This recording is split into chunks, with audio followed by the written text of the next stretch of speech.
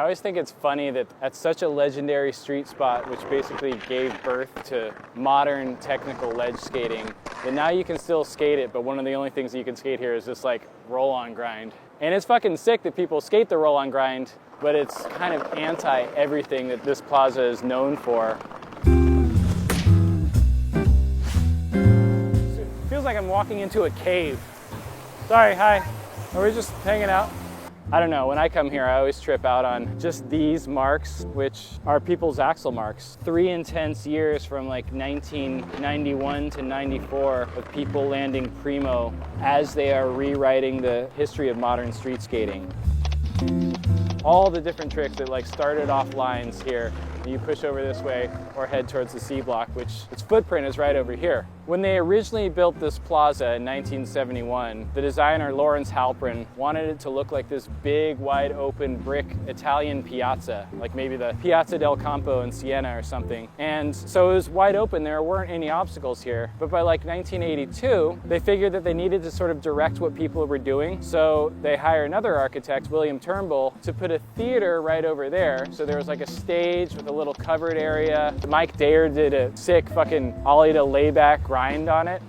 In 1986, you have Mark Gonzalez's interview, and you have him doing 2 key things. He ollies the gons right there, and he board slides through the kink of the sea ledge, which I guess was like right about here, which was the main like block that everyone skated that Henry completely killed, the sea on top of it. And once again, when you look down at the bricks, you can see these are newer bricks that they put in when they took that out. And this is all the marks of like axles and people landing primo, all the things that Mike and Henry did. This is the marks of that right there.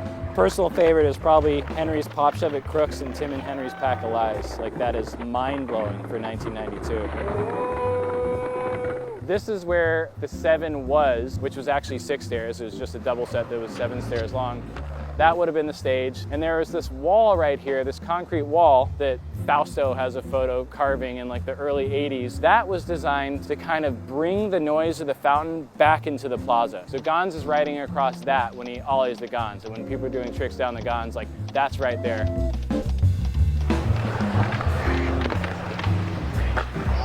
I don't think anyone else calls this, but to me, this is the Drake section. In the Spitfire video, Drake Jones does a switch 360 flip down the big 3, and on his first try, he like breaks his tail, then he brings his board back up, straightens it, goes back, pops it, catches it, lands away perfectly on a broken board. Just as a coincidence, more recently, Drake Johnson ollied this 6 stair to manual to ollie off, so, you know, in my heart, this is the Drake spot. And the only thing that remains from that original design is this fountain, which was designed in 1971 by an artist named Armand Valancourt. There's a scene in Bullet where Steve McQueen's character goes and visits his girlfriend who works in an architect's office.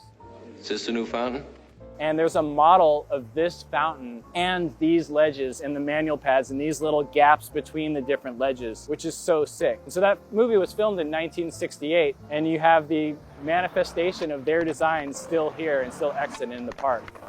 Yeah, the water is absolutely disgusting, because not only do these 30,000 gallons get recycled through this fountain daily, but also, being that this is San Francisco, very likely that people piss, shit, bathe themselves, and drink this water. And it's always like this. People hated it. There was one architectural critic who described it as like basically a giant robotic dog took a shit, and this is what he left. The reason why this fountain looked like this, in part, was to take people's attention away from the fact that there was this giant double-decker freeway thundering past this plaza and blocking everyone's views of the bay. So one of the things that Lawrence Halprin and Valancourt were trying to do is to bring a sense of like water and nature and a sense of excitement and movement back into a city that had otherwise been kind of like dead and underpopulated. And also, the fountain's noisy. If you're standing right here, you may not hear the sound of the traffic right there. That freeway that basically wrapped around the back of this park was up and active until 1989.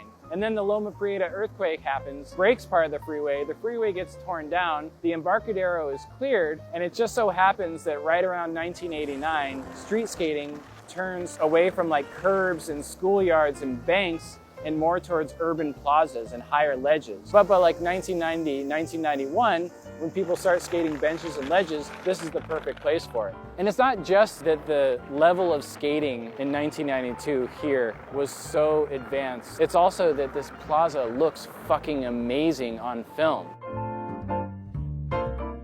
When you have this backdrop of the Embarcadero Center and the hotel and the ferry building right there, it reminds you that you're in the middle of the city. So within a couple of years, you have people like Keith Hufnagel and Chris Keefe and Jeff Pang and all these other people from the East Coast coming to Embarcadero and either intermeshing or just finding a new way to skate this plaza, which I think is so sick. It's also that like big threes, a big oversized set of stairs, or like that height of concrete ledge, all of that came from how influential a spot like Embarcadero was. Like when you go to a skate park like Soma and you see that kinked ledge is probably partially inspired by the kinked ledge that Mike Carroll did a backside lip slide around right there.